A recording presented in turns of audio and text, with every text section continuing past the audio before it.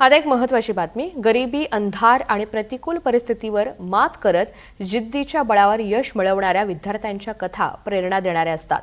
पुणे जिल्ह्यातील आंबेगाव तालुक्यातील चांडोली बुद्रुक इथे जिल्हा परिषद शाळेतील चौथीची विद्यार्थिनी सुवर्णा बबन आव्हाट हिनं अशीच प्रेरणादायी कामगिरी केलेली आहे।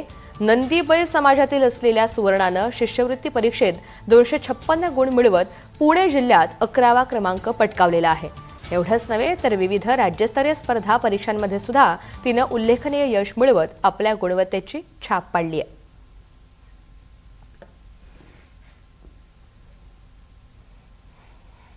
एका छोट्या पालामध्ये राहणारी एक विद्यार्थिनी, खरं तर नंदीबैल समाज आहे आणि त्या झोपडीमध्ये राहणारी जी विद्यार्थिनी आहे तिने हे यश मिळवलेलं आहे। आणि ज्या प्रकारे आता तिला शिष्यवृत्ती मिळाली त्याच्यामधून तर आधार मिळेलच, मात्र अनेक जे काही हात आहे समाजामधून ते देखील आता पुढे येताना दिसत आहेत। आणि असे जे समाजाचे हात आहेत दानशूर ते यायलाच हवेत। आणि अशा प्रकारे झोपडीमध्ये राहणारी ही जी विद्यार्थिनी आहे तिच्या आईचं देखील स्वप्न आहे की तिने पुढे जाऊन काहीतरी व्हावं, शिकावं, कारण आमच्या समाजामध्ये खरं तर मुली शिकत नाहीत। आता त्यांच्याशीच बोलून आपण हे जाणून घेणार आहोत।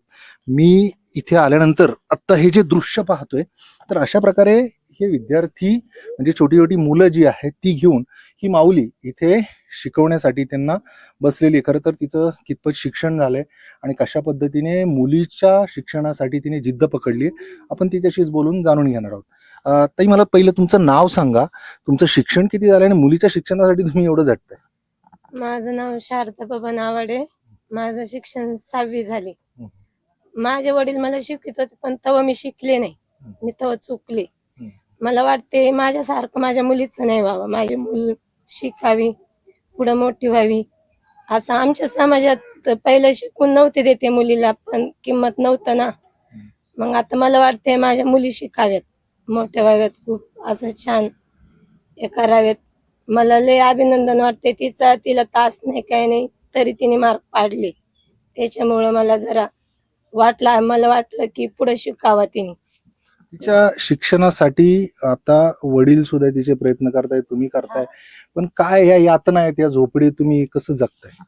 आता ते आमचं काही ना काही अडचणी असतातच माणसामाग, असं आमचं काही काही पैसे आता काम करायला गेलं का पैसे जमा होतात, काही ना काही अडचण उभेच राहतात। त्याच्यामुळे आम्हाला पुढे सरकता येत नाही। तिची फी भरायला पैसे नसतात आमच्याकडं। आखे शाळेतले मॅडम, गोडे मॅडम, तिच्या मैत्रिणींचे ते मम्मी पप्पांनी सगळ्यांनी आम्हाला असं आदर दिले वेळेला। खरं तर ह्या माऊलीची अशी इच्छा आहे की तिची ही जी मुलगी आहे ती शिकून मोठी व्हावी, तिने असं काही तिचं जे अधुरं राहिलेलं स्वप्न आहे ते पूर्ण करावं। खरं तर ह्या समाजाला म्हणजे हा जो नंदीबैल समाज आहे अशा प्रकारे झोपडीमध्ये राहत असतो, ऊन वारा पाऊस हा झेलत।